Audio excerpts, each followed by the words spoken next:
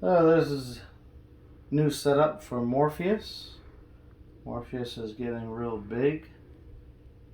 And last time we did a post, he's what do you think, about 7 months old?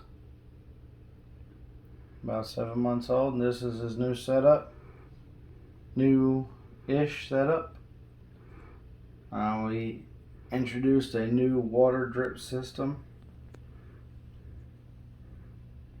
Got it on a slow drip, propped up on a plastic, flower pot. And it's got a bunch of ficus, or not ficus, that's more like a money trees. Money tree and the umbrella tree. Umbrella tree. That's it.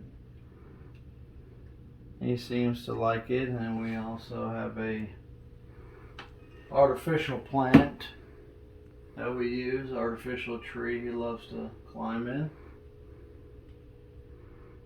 But we decided to do a new setup because that way he gets easier access for his feeding and his water system.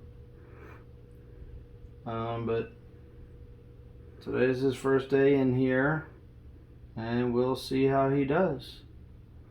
And right now we're feeding him mealworms and dubia bugs, and we'll see how he does. Good night.